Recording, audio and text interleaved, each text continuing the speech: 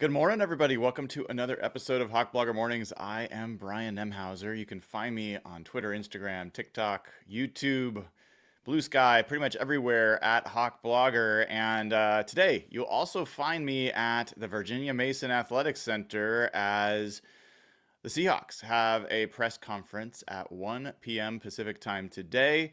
I will be there. I assume Sam Darnold will be there. I assume DeMarcus Lawrence will be there, but I am not sure exactly who will be available.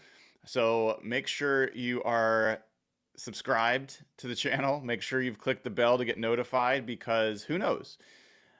I may do a show from there. I might talk to people. I can't predict. So that's why it's the best idea to be subscribed to the channel. And by the way, we are 10 YouTube subscribers away from hitting 16,000. We just hit 15,000 a few weeks ago. So the channel's blowing up.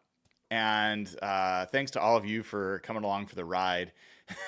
No one quite knows what's going to happen with this Seahawks team, the next day, the next minute. And I think that's made for a pretty entertaining offseason so far, if not a highly encouraging one, depending on your perspective. I will also, by the way, be on with Dave Softy Mahler at 6 p.m. Pacific time today on KJR FM. If you want to tune in there, I will be talking to Dave, and we always have a good time. So VMAC, I'll be on with Softy at KJR. So all that good stuff coming up. Today, I want to focus as we get a little bit maybe of a breather. I wouldn't be surprised. I wouldn't be shocked if Cooper Kupp news comes out today. Don't know. I'm cautiously optimistic that the Seahawks will land Cooper Kupp. This is not based off of any inside information. This is not a report. This is just a gut feel that coming to his own home state, coming to a team where he will be a leader, coming to a team where he'll be able to play the Rams twice a year. West Coast, doesn't have to move that far. I think all those things play in the Seahawks' favor, and the fact that the Seahawks have plenty of cap room, I think, also does that as well. So I wouldn't be shocked, if the Cooper Kupp thing happens, and if it does, maybe he'll be at the press conference today. I mean, it all could happen quickly. So we'll keep an eye out for that. I'm not sure how many other big pieces of news to expect from the Seahawks. We will see them sign a free agent offensive lineman, at guard. I'm sure of it. I don't know who it's going to be. I don't think the Jones guy they signed is their move. I think they're going to find someone else who has more significant starting experience in the league. And actually a listener brought up a name to me that we haven't talked about before. I shared it on Twitter. We'll talk about it here in this show as well. I'll get to him in a little bit.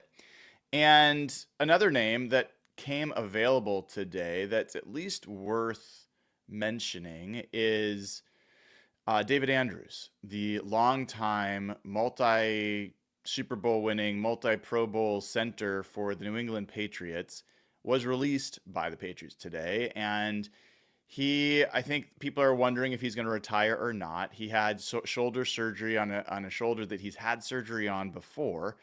And he did that because he was hoping he could continue his career. Don't know where that stands. I don't have any information on that. We will find that out together. And if he is able to play, I think he is a possibility for the Seahawks to look at for the center position, and a guy that they'd have some familiarity with, at least that they would have some comfort with in terms of calling protections, having been through all the fires, knowing how much they put on the center position for managing the line.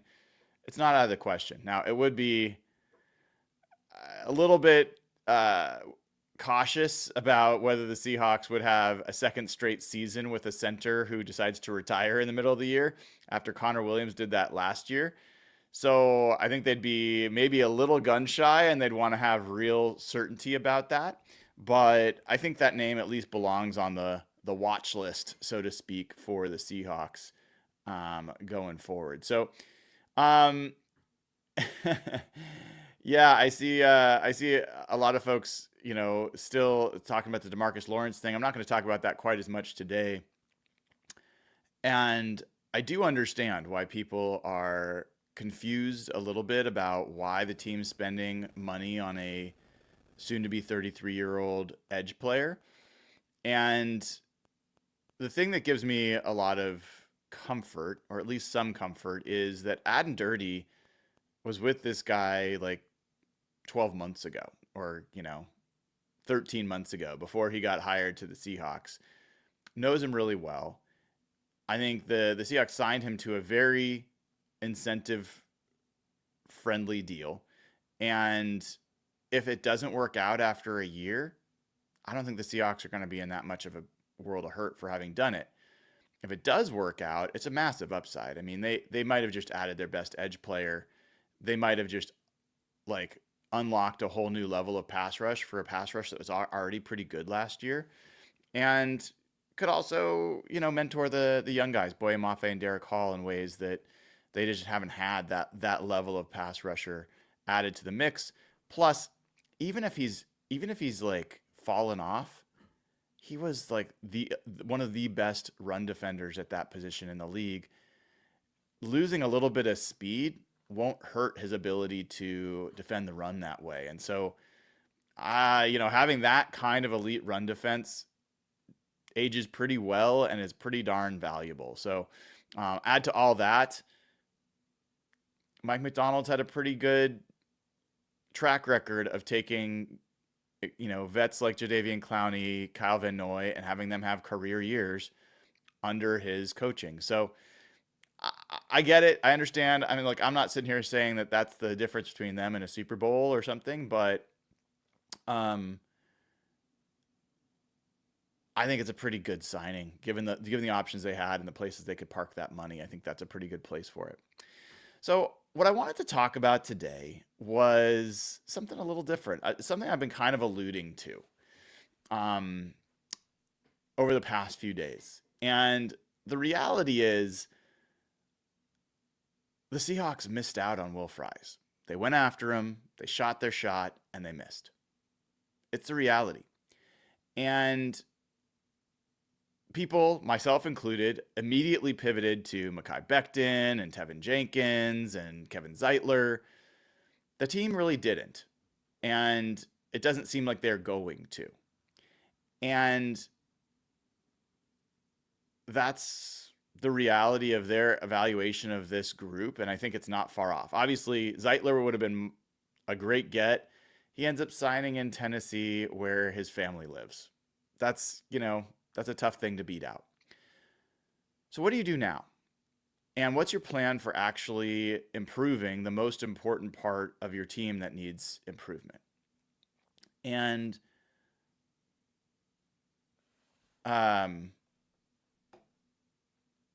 sorry, we're getting some new information I want to verify before I get into this. It's not Seahawks specifically related, but it is offensive line related. So let me just make sure I've got this right. And then I will share with you. So it looks like, let me verify. 1 second, guys. Josh Uche signed somewhere. That's not what I was looking for. 1 second.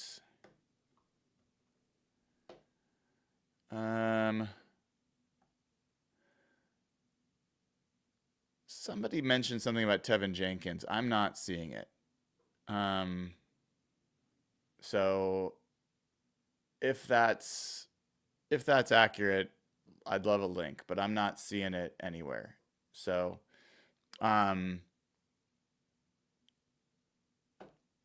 yeah, so I'm going to keep going. Please make sure that you are accurately sourcing stuff in chat. If you aren't, oh, okay. It's a fake account. Okay. Thank you. Understandable. I've fallen into that trap before. Okay. So let's get back to the point. So if you're not going to get one of these proven starter level guys that you feel really good about. That's a clear upgrade. Then the next thing you got to do is turn to the coaching staff. And what have we talked about before? The Seahawks have hired a ton of coaches in and around the running game specifically, but also the offensive line. And when I went back and looked at how this coaching staff, this almost exact same coaching staff, Clint Kubiak as the OC, John Benton, who's pictured here as the offensive line coach, Rick Dennison, who is a longtime offensive line coach, but also is the run game coordinator for the Seahawks. And then you've got guys like, what's his name? Justin Outen, who is also an offensive line coach. Andrew Janoko, I think at some point in his career, coached offensive linemen. So like there's a number of these guys that have this experience. So they went into New Orleans last year. They didn't have a great offensive line. And then they had a lot of injuries. And what I found when I looked at the impact of this coaching staff on that offensive line was interesting to me. So I wanted to share that with you, and then I'm going to talk to you about some of the implications I think of it. Also, a little love for my my Adobe work here in getting Mr. Benton on there and all the Seahawks. Nicely blended in, fiddled with a couple things to make it all look like the Seahawks players were in class with him. I'm enjoying myself. I probably could have been on this show a lot earlier if I wasn't screwing around with this stuff. Okay, so next, we are going to look at the impact before and after John Benton and his crew came to New Orleans. And we're going to go through a few players. I thought, maybe it'll just be one guy. Maybe it'll just be one thing. I'm going to show you a decent list of guys. And they're not all going to be improved, but they're going to be improved quite a bit. So the first guy is Eric McCoy. And Eric McCoy was already a above average to good center in the NFL. But look at the jumps for Eric McCoy in all aspects of his game before he was with this crew and after. So for folks that are listening and not watching, I'll read this out to you. So his PFF grade overall as a center the year before was 79.4. After, with this coaching staff, 94.2. It's a pretty big difference. His pass blocking grade was 59.3 the year before. 59.3. He went up from below average. Again, 60 is average NFL starter. He went up to 89.4 with this crew in his first year. Run blocking grade went from 89.4, which is already elite, 90 is all pro level, to 94.5. So really, really good jumps from Eric McCoy, but Eric McCoy was already a good player. What about other guys? Well, Cesar Ruiz, who I've talked to you about before, as maybe a trade target, probably not, but maybe. Young guy, had never been good, never even been average in the NFL. His grades prior to this crew, 51.2 overall grade, jumps to 67.6 in the first year with John Benton. Pass block grade goes from 58.3 to 67.5 in that first year. Run block grade goes from 46.3. That is awful, right? Awful. To 64.4. So again, 60 is average, 70 is above average. John Benton basically took a guy that had never even been average. He'd been clearly a below average player to an above average player in his first year. First year. Okay. These are all these guys weren't around for multiple years. This is their first year working with this crew. Okay. Next, Trevor Penning. Trevor Penning, who has some controversial past with Seahawks fans. A lot of Seahawks fans were really big on Trevor Penning being the guy they wanted to draft. He has not been very good in the NFL. Well, he went from a 53.6 grade overall to a 60.2. You know, not like he didn't turn him into an all pro, but you did see significant step forward. His pass block grade dropped 60.8 to 51.6. Like I said, the potential that every single grade for every single player was going to go up, probably not likely. But, not sure that this was, how much this was Trevor Penning versus the coaching staff versus whatever else. But his run block grade jumped massively, 49.0 to 70.1. And I just want to kind of I'm going to zoom back a second. Look at the run grades jumping up here. Eric McCoy jumped up 5 points. Cesar Ruiz jumped up 20 points. Trevor Penning jumped up 21 points in run block grade. And what's just a huge part of what they're asking this team to get better at this year? Run blocking. So again, coaching staff, this wasn't these guys just all of a sudden having, great years on their own. This is what coaching can do. I'm going to continue because that's not it. Shane Lemieux, not a guy that I'd never ever heard of, probably never will. And these grades are not beautiful. But again, this is the point of coaching and development. Every single one of these grades took a big leap under John Benton. 34.3 goes to 51.1 for overall. Pass block goes from 26.1 to 42.1. Run block goes from 39.3 to 58.8. Again, that is a 20-point jump in run blocking. And what are we looking for here? We're looking to become a more reliable and efficient and physical run blocking team. We're seeing a pattern, right? We're not done. So that was, what was that? 4 players, 3 players? I can't remember. I think it's 4 players. Landon Young. I doubt anyone's heard of Landon Young. I certainly hadn't. He goes from 49.4 overall to 55.7. His pass blocking drops. It was pretty bad to begin with, 33.2 to 30. That's pretty much the same grade. And then the run blocking grade goes from 51.1 to 67.7. 16-point jump, almost 17-point jump in run blocking to basically an above average run blocker.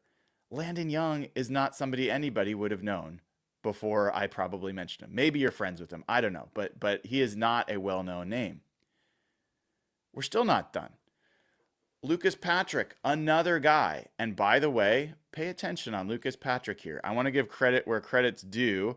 I got an email yesterday from David Shira, who's a listener. And David said, you should take a look at Lucas Patrick. He played for the Saints last year. He's a free agent. And he's right. And I looked at him, and he wasn't half bad. He actually played some center. He played left guard. And he's available. I wouldn't be shocked at all if they like him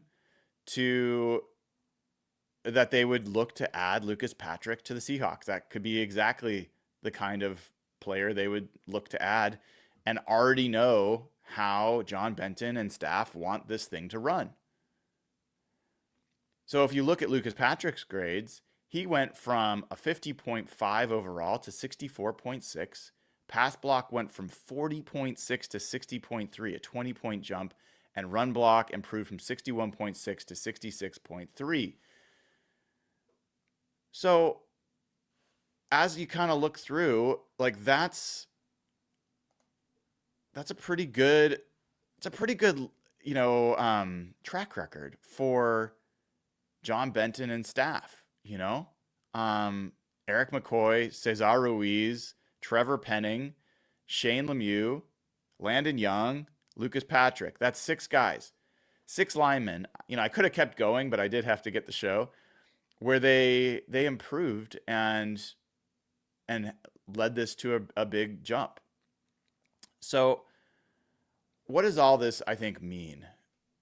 Well, for me, what it means is that Seahawks fans are going to be uncomfortable no matter what. without landing Will Fries or Joe Tooney or, Drew Dahlman, they were going to be uncomfortable because you don't have that kind of sure bet that you're adding to the group. I would actually say that Seahawks fans should have been uncomfortable either way, because for this line to be good, guys are going to have to play at a level that they haven't necessarily played at. And what do I mean by that? Well, if I go to some of the Seahawks players' grades, I'm not going to show this because I think I'm not allowed to show this. PFF doesn't want it. But in any event, Charles Cross was fine last year. He's 82.5, 81.3 pass block, 77.9 run block. Charles Cross could take an Eric McCoy-like leap. Charles Cross could and should potentially take a leap like this, right? And he started the season looking like that level of player.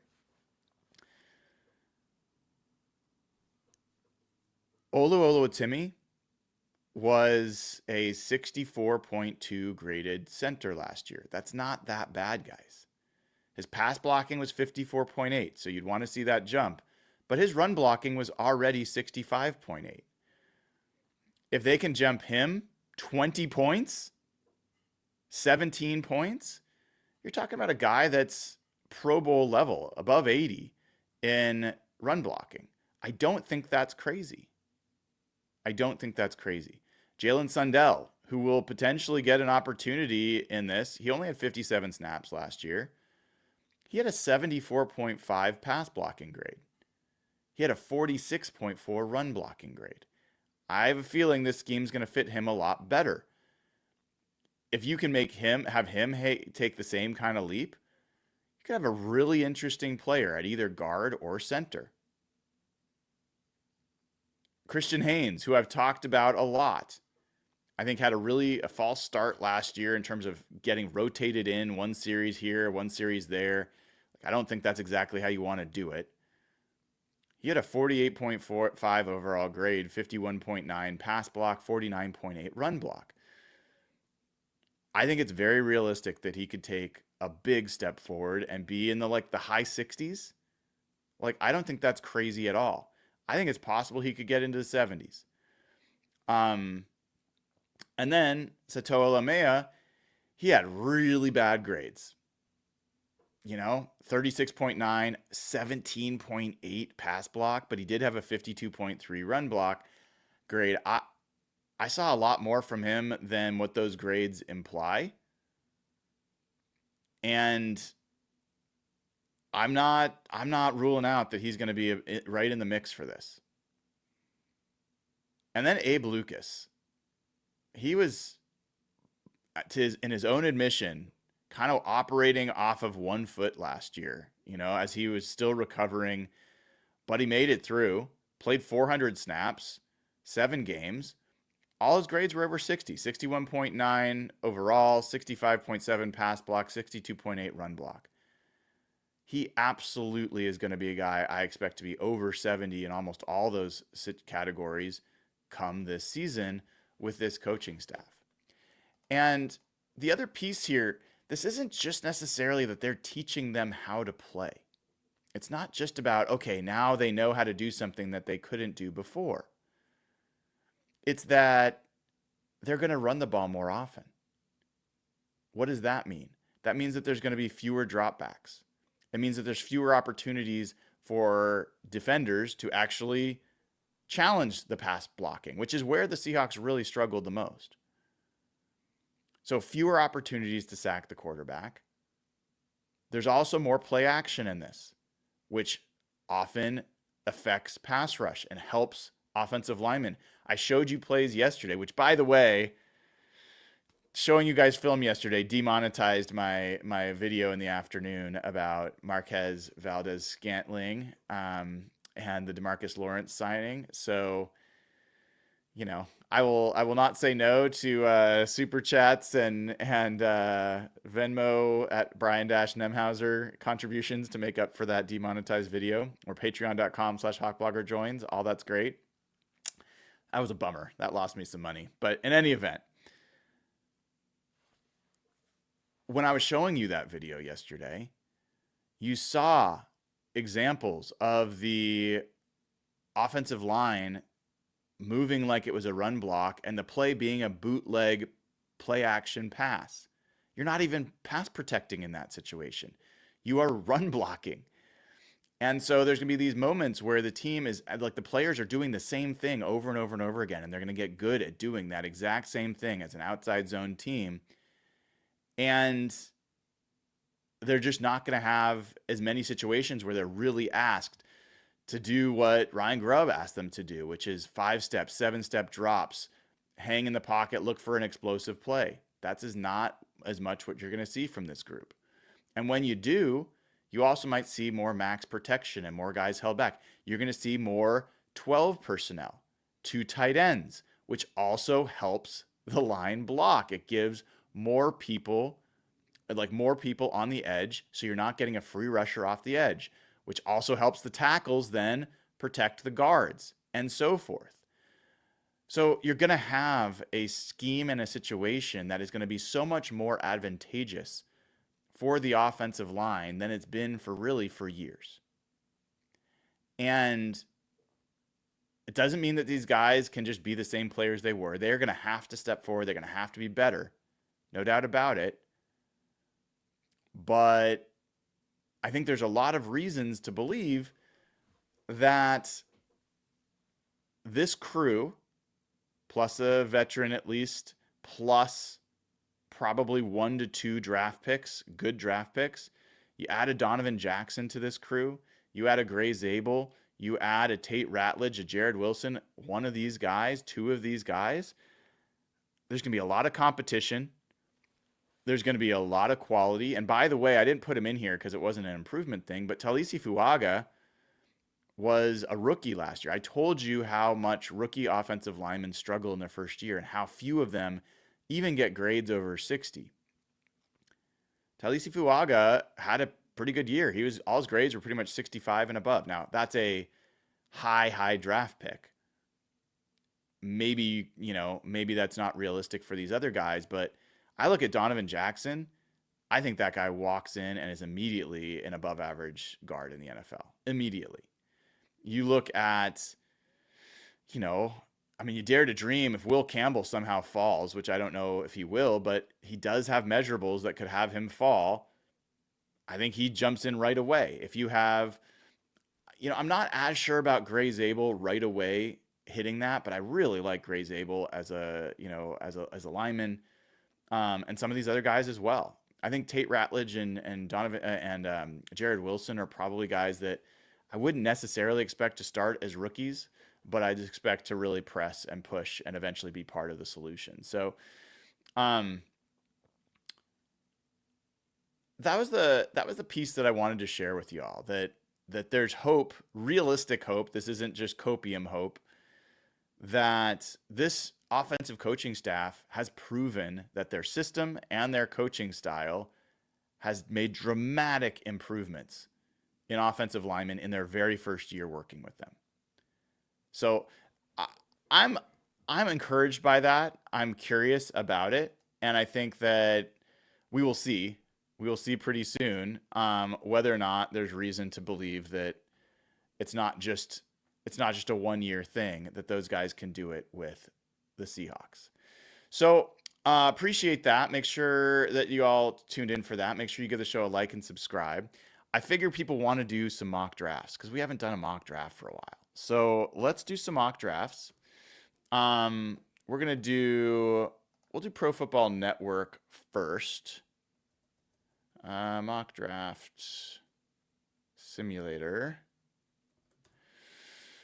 And we'll do a couple of these. So I know people, I love doing these all the time. Not everybody loves them, but I do. So we'll get this up here. And like I said, make sure you give the show a like and click subscribe. Here's our mock draft I don't know if they've made all the changes to the draft order. So we'll kind of see as we go through this. I hope they have, but I'm not sure. All right. So here we are at 18. By the way, Michael Williams, edge rusher, ran like a 4.740, 4.840 at his pro day. Not great. I think he could be falling down the boards. I don't know that that's a guy that I really want. But just FYI. Yeah, someone mentioned NFL Draft Buzz. We'll do that one too. I like that one. So we'll do that one after this one. I haven't done that for a little while. All right. So here we go. Kelvin Banks is sitting there. I think he's a very tempting guy to draft if he's there. Nickem and Worry is sitting there.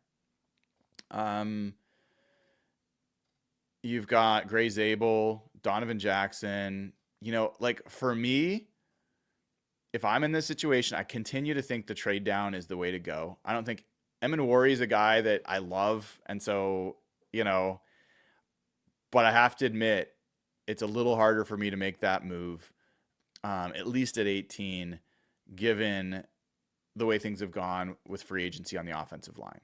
So let's see the trade offers. Pick 28 and pick 60, done. I would do that in a second.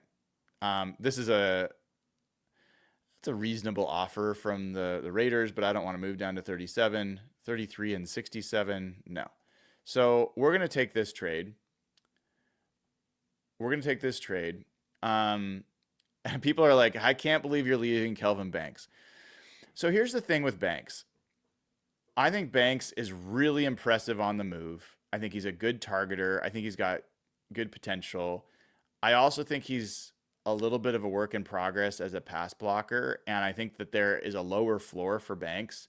Like Campbell and Membu for me have very high floors and very high ceilings.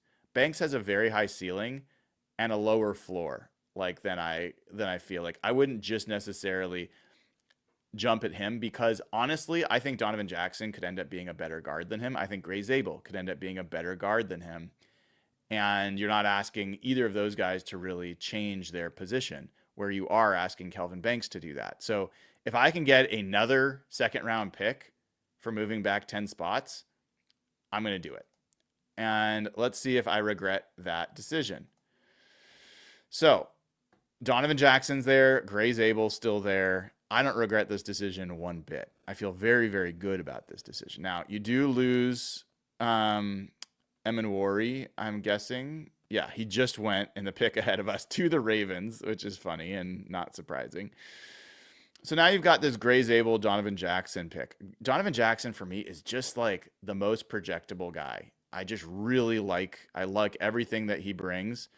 So I'm going to grab Donovan Jackson. Now, the other thing I'm kind of tempted to do, though, is we've got these 3 picks. I'm tempted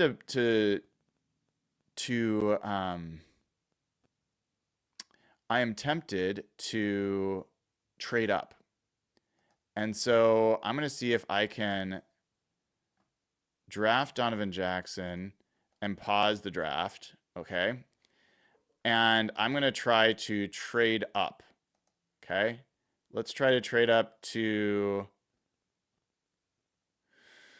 the Patriots at 38, okay? Let's give the Patriots pick 50, and let's give the Patriots pick 137. Like, give them our 4th round pick. See if that's enough to move up. Rejected. Okay, well, we'll try again. We'll try for the Patriots again. We'll try for pick 38, 50, and one of our thirds. Okay. I don't know if I like that or not, but I wanted to kind of play with moving around the draft board because you've got these extra picks. Again, you traded back, had 6 picks. Now you're back to 5 picks, but you have the 38th pick. So now we can resume the draft. All right. Oh, Kenneth Grant, we just missed him. Darn it. But now you've got a real shot. If you want to take Jackson Dart, you can do it. If you want to take, I'm not an Ursery guy. I'm not a Connerly guy. So I'm not a big fan. You could take Jonas Avenaya. Now you just took Donovan Jackson, so I don't think that makes as much sense. Um, you could take one of the receivers if you like one of the receivers. I think that you do this because you want to take your quarterback is the reason you'd make this move. And so I'm going to go ahead and take Jackson Dart with this pick. Then we're going to go all the way to 52. We're going to find out who we've got there. So we've taken a guard, we've taken a quarterback. And now I think I'm looking at receiver, I'm looking at tight end. Walter Nolan still being there at this point is pretty tempting. The problem is he really is. I see him as a 3-tech, and I think you've already got a backlog with Leonard Williams and Byron Murphy and then Jaron Reed. Like I just don't know that Nolan, as much as that's a really appealing pick, makes sense. Deion Walker, I'm kind of out on him, even though it came out recently that he had a broken bone in his back. I'm not sure if people are like, oh, that explains why his production was down, but it also could explain why you don't want to draft him. And it doesn't help with the fact that his pad level is still really high. So you could double up on Tate Ratledge, but Jaden Higgins is kind of the guy that right now is pretty high on my list. Darius Alexander, Jalen Noel, all guys that I like. Mason Taylor. So we're going to be picking again in 8 picks. So what we're going to do right now is we're going to take Jaden Higgins. I'm not as big a guy on Humanor, but he could be worthwhile. Let me take a quick look. I'm going to do a quick check on Mr. Humanor. I don't know if I'm coming close to pronouncing that name properly, but we're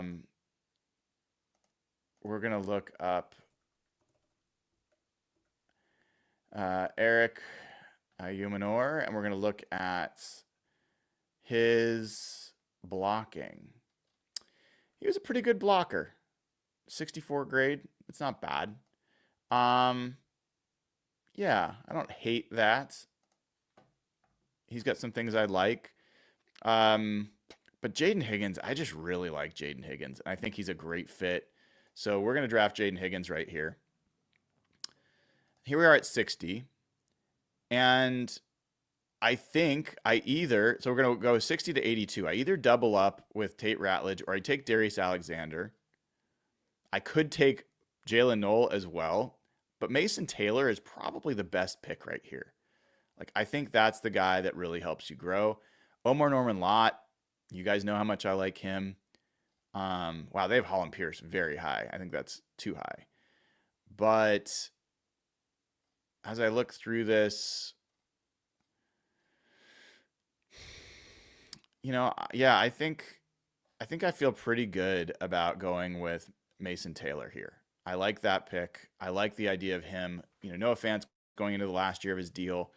I like the idea of AJ Barner and Mason Taylor being your tight ends for the future. Here we are at pick 82. Darius Alexander's still there. That's pretty appealing. Jalen Royals is there. He's great, but we've already gone all offense. So I think it's reasonable to start looking on the defensive side. I look at the names here. Josh Farmer. Josh Farmer's a pretty appealing name. I think this guy is someone that could be part of your solution in the middle of the line. He's got a little bit more heft to him than Darius Alexander. Shamar Turner's another guy that I kind of like, but and as I've said before, played with Byron Murphy at DeSoto High School. Where do we go here? I'm going to cheat and look at what people are saying. People want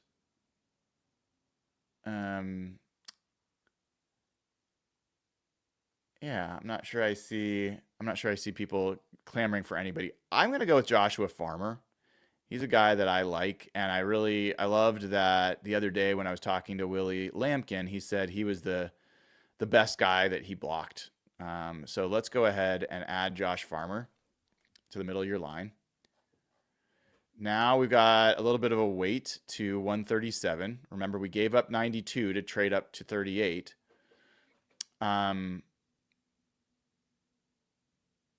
It's really interesting. Once you start looking for oh, Jamari Caldwell's there. And JJ Pegues. JJ Pegues. We are adding JJ Pegues. I'm not even going to think about it. That's who's coming next. I would have thought about Demetrius Knight, but JJ Pegues as your fullback and as a short yardage weapon and also a moving defensive lineman. I like that. Jack Kaiser is very tempting. Big fan of Jack as a coverage backer. You could go Jonah Monheim. You haven't drafted a center. I do like Jonah Monheim. There's Ty Robinson. We've just taken 2 defensive linemen, so I don't think we're going to do that again. I think the board's kind of talking to me here.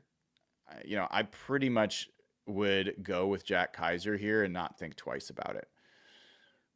And then you're up again in a few picks. So you could take Jonah Monheim as well. I think I actually would probably do that. Now, Jack Nelson is really appealing. We'll see if he's available a little bit later. But let's go ahead. Let me just make sure we're kind of robbing the defense. There's Zoff Frazier, who we can get hopefully a little bit later. I really would like to add him. I think adding Monheim, you can't. I mean, this is like such an offensive line draft. I don't know Simeon Barrow as much. I'm gonna have to look at him, but 290 is not the ideal size. I've already talked about Peebles. He's a really good player, but I don't think he's a fit with what they do. Tim Smith is a good, but we've already got 2 defensive linemen we've added. So honestly, I draft Jack Nelson here. I think he's a really good swing tackle prospect, 6'7". I think he's just I think he's a guy that, like, when I was at the combine, when he was talking, I just kind of got drawn in. I think this guy's got a real future. So Jack Nelson in the 6th round, I think, is a steal. And then 7th round pick, let's see who's left. Jalen Travis is sitting there. My goodness. So I'm going to have every offensive lineman that ever has played. But really what I want to look for is, I think I missed out on Zoff Frazier. That was stupid. I should have drafted Zoff Frazier there. So I would do that differently. RJ Oben, I think, is what I'll do here. I could have gone for Mac McWilliams. I've done that a bunch. But I like RJ Oben as a developmental edge. I'm looking through to see if there's anyone else that I really like here. There's Thor. We love Thor. But let me grab RJ Oben, who I think has some interesting tools to work with. So that's our draft with this crew. Curious what you guys think of this one. So this is one where we moved down and then we moved back up. And I think this is legitimately possible for the Seahawks to do. You add Donovan Jackson to this mix, you feel really good. Jackson Dart, I think, is maybe the number 1 choice, if not Tyler Shuck, to be your developmental quarterback. Dart is at least younger.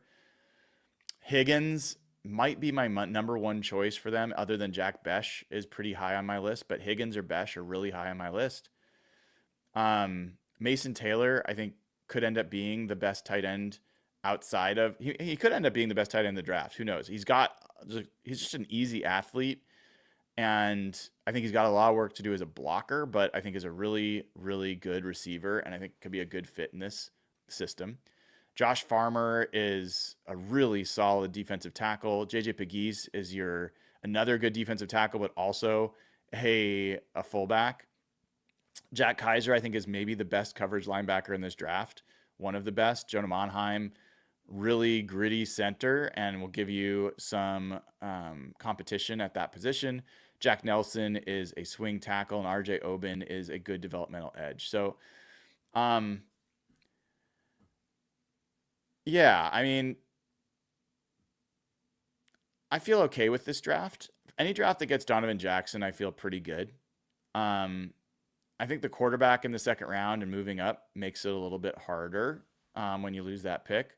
So in this next one, which we're going to do right now, let's see if hopefully this is... Let's see if this is updated. All right. So we're going to take the Seahawks and we're going to start this draft. And here we go. Oh, Kelvin Banks goes 4. I'm doing this a little slower because I want to see. There's Will Campbell at 10. Tyler Warren's still available. Armand Membu, that's just not realistic. Membu's not going to be available. So there he goes. Good. I kind of wanted him to go, but here we are at 18, and you've got Tet McMillan sitting there. This is something that a lot of people, Matthew Golden's sitting there, Luther Burden's sitting there. These are all the best receivers available to you right here. Now, Tyler Warren's available as well. I think that's the best, most obvious pick, but I think it's also, I don't think he'll be here. Now, a lot of people are going to be like, just take Tet McMillan. I really am not comfortable with taking a receiver in the first round, and I'm not sure you really have to. I'm not sure that's the best way to maximize this draft. Let's look at the trade offers. They're offering really bad. That's a bad trade offer. I don't want next year's number 1. So we're going to stick and pick. If you guys were in this situation, would you go Tet McMillan? Forget Tyler Warren. I'm going to pretend he's not there because I don't believe it. Would you go Tet McMillan or Nick Emenwari or Kenneth Grant? Like, where would you go? Would you want to see offensive line? Would you go Gray Zabel here? I'll tell you, I would probably take Emenwari. I would take Emenwari here. And so we're going to draft Emenwari. We're going to see how this feels.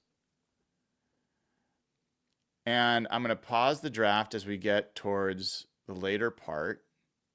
So I want to see offensive linemen. It looks like Gray Zabel's gone. It looks like Donovan Jackson will probably be available, but we don't know. We could trade up to get one of the guards that we like. But I'm gonna risk it. We're gonna risk it. We're just gonna let this roll. Jackson Dart goes. We're gonna play this, and we're gonna try to not get our quarterback, force him in the second round. We're gonna do it probably maybe one more draft where I do that, where we don't draft a quarterback in the second round, just let it come to us.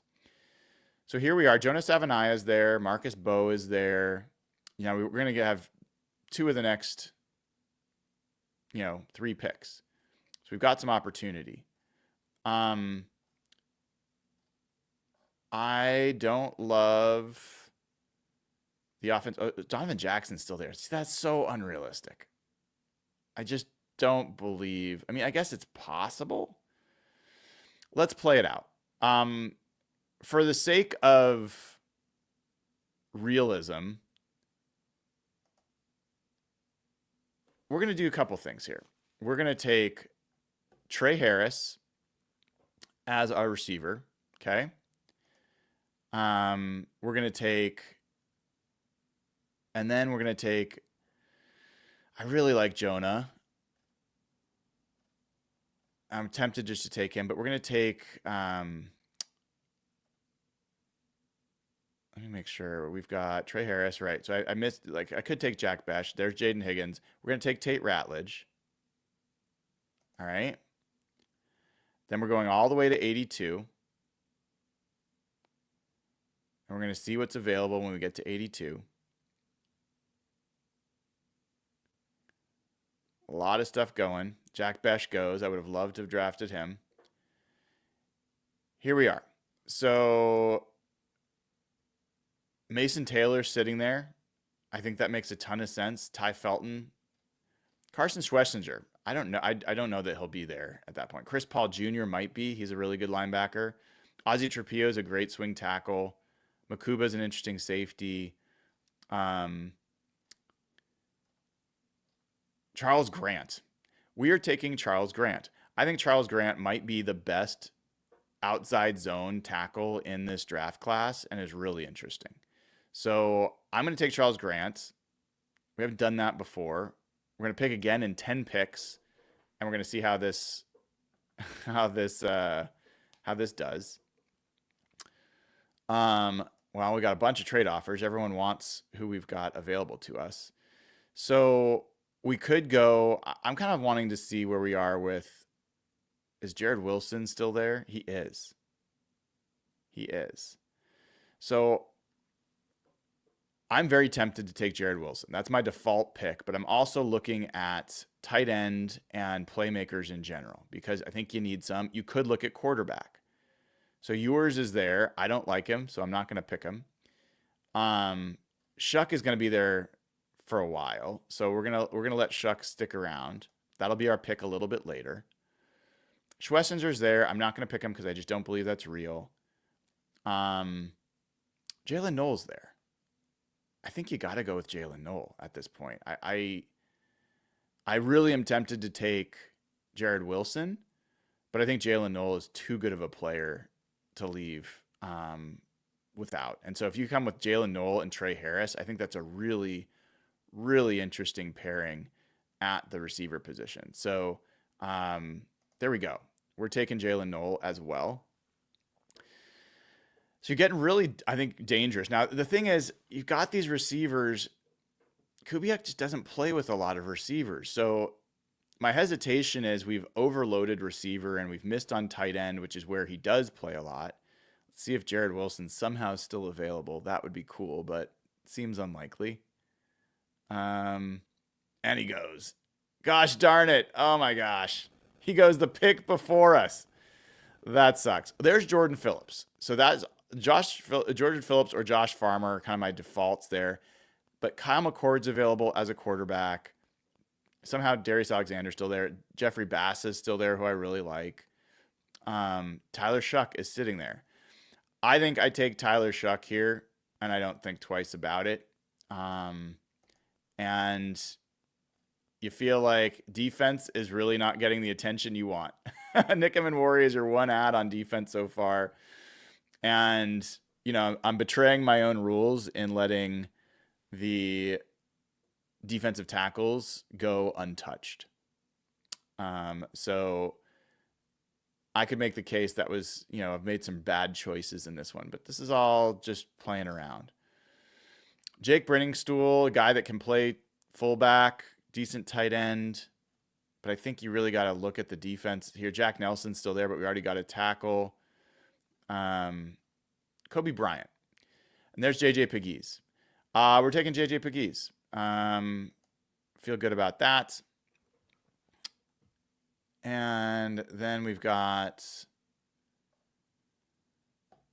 Oh, we're on the clock again. I keep forgetting. It's so fast. All right, so next... I'm kind of tempted to take Bushul Tootin, who had an insane combine. Really, really lit it up. 4.32 40, 40-inch vertical. That could be an interesting player to pick. But I do want to look at the defensive side of the ball a little bit more. Where are we with like edge players? CJ West, Cam Jackson, these would both be good picks. We just picked a JJ Pegues. He's not really a nose tackle, but these guys are. CJ West, 316. He's really a run stuffer. I've talked to you about Cam Jackson before. I like Cam. Either of those guys are probably a good pick. I'm looking at edge here. Linebacker, Jack Kaiser's still there. That's not a bad choice. Defensive back is Zoff Frazier still there. Jabbar Muhammad available later. Kobe Bryant's there. I think like it looks like Cam Jackson will still be there. It's kind of we got another pick coming up, although that's our 6th-round pick that we don't really get. So I'm gonna go ahead and pick. I'm gonna pick Kobe Bryant. I like Kobe Bryant. I like Upton Stout as well, but I like Kobe Bryant. And I think that the corner position is one that I want to add more competition to. All right, so here we are in the 6th round. This is a pick that's actually not the Seahawks pick, so I'm just going to pick someone random. This is not a real pick. We're going to take Harvey, and we're going to wait for our final pick.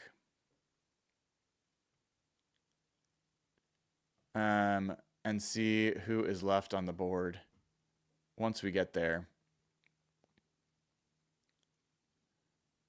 There goes Jack Hyde. Like, it's kind of crazy. Like, all these things have vastly different algorithms for like deciding. Well, not algorithms. That's the wrong word, but rankings for. Oh, Kyle Williams. Man, we can't take 3 receivers, but man, that's very, very tempting. I like Kyle Williams quite a bit. Woody Marks is an interesting running back at this spot. You know, he ran a 4.54 40. Not the blazing speed, but interesting player. Cam Jackson's still sitting there. Did we? Yeah, we didn't take. So let's go ahead and take Cam Jackson as our nose tackle. I love that as a 7th-round pick if you can get away with it. So that's your draft here. How do people feel about this draft?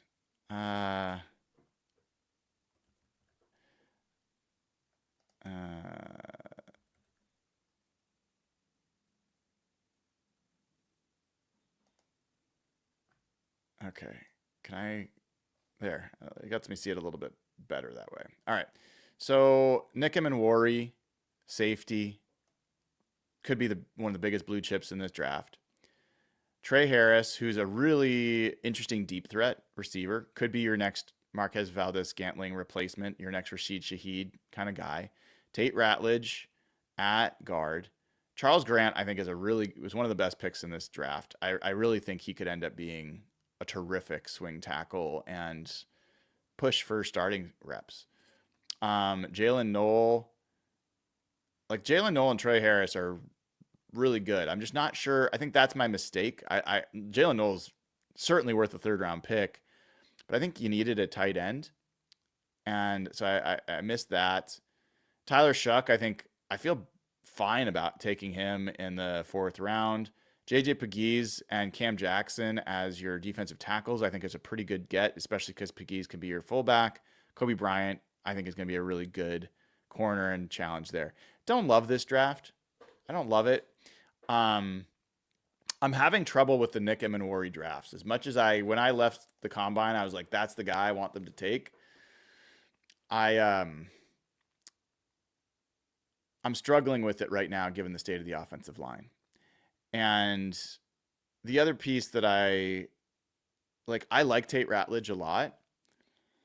He's just not as projectable as Donovan Jackson or Gray Zabel. And so I want a high floor offensive lineman, and I'm not sure how I feel about him, how high his floor really is. He had a great combine, but that's my concern there. I don't like taking the 2 receivers. I wouldn't do that again. As much as I like Charles Grant, it's really it's definitely not a current need. And then defensive tackle wise, I think we ended up doing all right. But yeah, I didn't love that draft. Didn't love it. Wasn't one of my favorites. All right. Doing a quick check on updates here.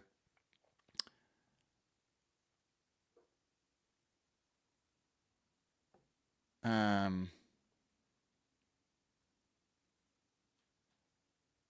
me see. So Pete Schrager said he'd like to see Cooper Kupp sign with the Seahawks. Who else? Isaac Yadam, cornerback, agreed with the Saints to a deal.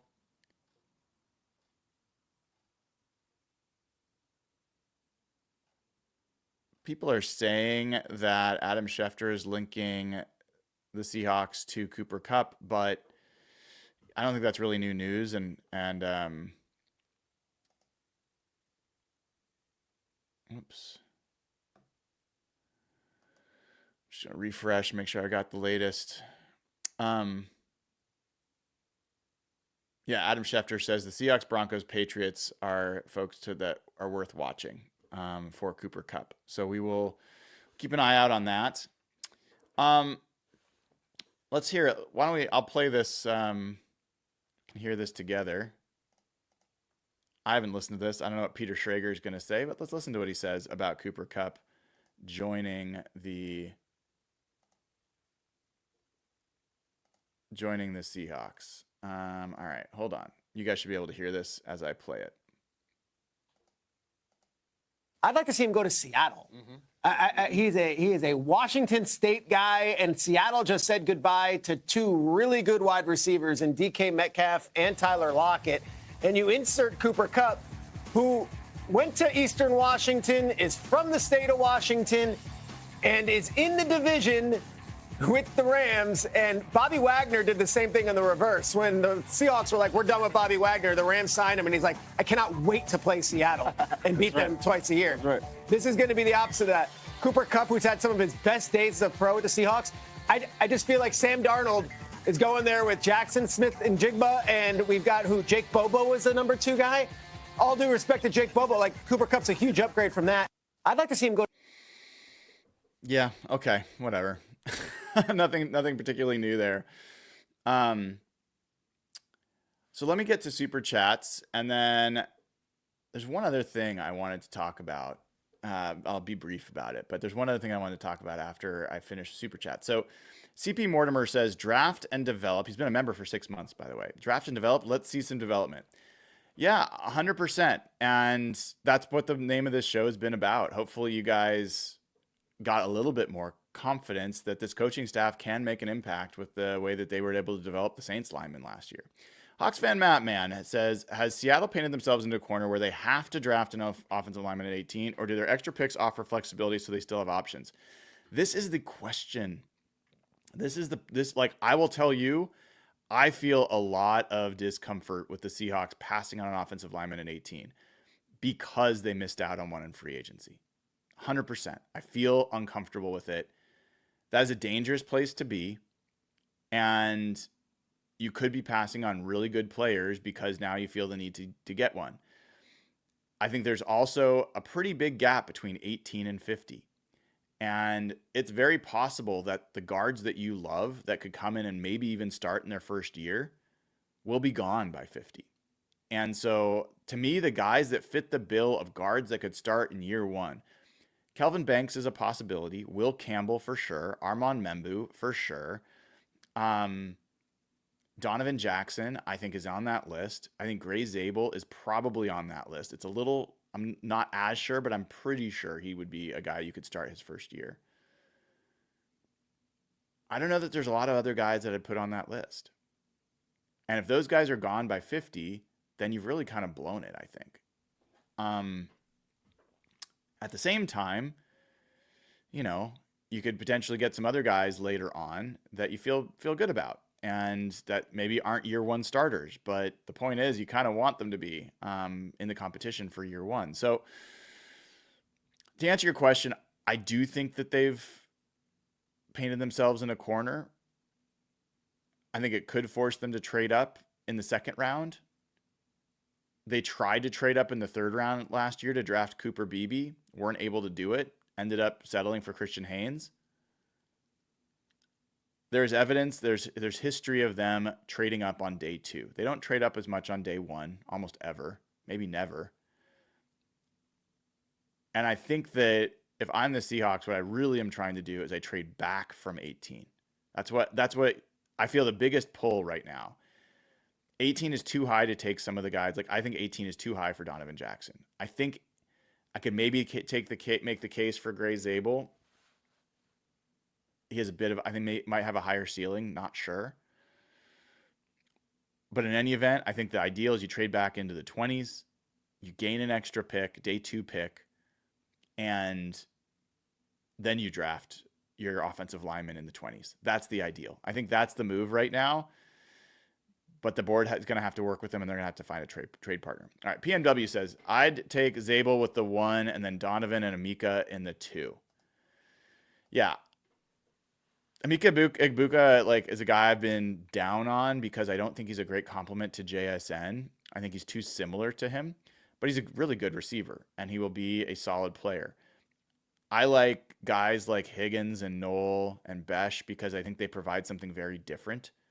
Even Trey Harris than JSN.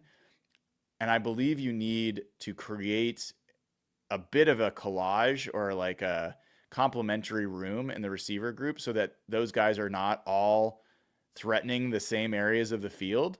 You need to have guys that force the defense to honor deep, short, screen pass, like all those different yards after catch. Like ideally you have a yards after catch guy, a deep threat guy, and a primary, like, can run all the routes guy. Like there's all sorts of ways you can combine it, but JSN's going to get the bulk of the targets. I think he's going to be kind of like the Chris Olave in this offense. But then you want a home run threat like you got in Valdez-Scantling.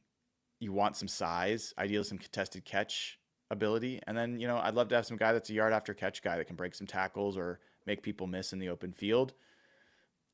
There's a lot of crossing routes here, which is going to give you a lot of chance to catch the ball on the run and potentially do some damage. So I would like some options there as well. All right. What I was teasing before that I'll share before I drop off is just a quick note. I might do more on this another show or with other people, but imagine for the second an alternative future where the Seahawks didn't sign Sam Darnold. And instead of having a press conference today at 1:00, where they'll probably introduce their quarterback and their new edge rusher, they are waiting for Aaron Rodgers, like these other teams. And you're seeing pictures of Aaron Rodgers walking on the beach, contemplating his future, making every team wait for him. Imagine if that's where the Seahawks were right now. That was a real possibility. And I, for one, am so grateful that that is not our reality, that is a different, different future that we did not have to live through. Would have been miserable. So just wanted to say, as I watch all the Aaron Rodgers stuff fly by, I feel a little bit thankful every single time I see an Aaron Rodgers story and the press kind of joking about maybe we'll get Aaron Rodgers news and then knowing that they might not. He might make them wait weeks. So be grateful that you're not in that situation. I also saw, by the way, rumors. Some people thought he was going to sign a 2-year deal worth $90 million. Like you'd have to pay $45 million a year for Aaron Rodgers. I don't know if that's true, but holy crap. If it is, yikes. Last thing. Mina Kimes, friend of the show, was on Celebrity Jeopardy last night. Highly recommend you check it out. I don't want to give a spoiler in case anyone recorded it and hasn't seen it. I will just say she did she did what I thought she would do. She's a brilliant woman and really funny, and looking forward to whatever comes next in her career because she's amazing. All right, everybody. Thank you so much for tuning in. Make sure you give the show a like, click subscribe, join over at patreon.com/hawkblogger. And then if you haven't, go to jkboots.com, use code hawkblogger. It will get you 10% off the best boots you're ever going to own. I love my JK boots. Wearing the hat. You also get a chance to win a Seahawks themed pair of boots, and you get a chance to help give more boots to charity. We've given away a number of boots to Northwest Forest firefighters as well as LA firefighters. So it's a win-win-win all the way around. Get boots you love, get 10% off, get a chance to win some Seahawks boots, and help the Northwest stay gorgeous and pristine. All right, everybody. Thanks for tuning in. I will see you all later. Keep an eye out. I might do a show from the VMAC later today. Otherwise, I'll see you with Softy Mahler. I will be on KJR at 6 o'clock tonight. Take care, everybody.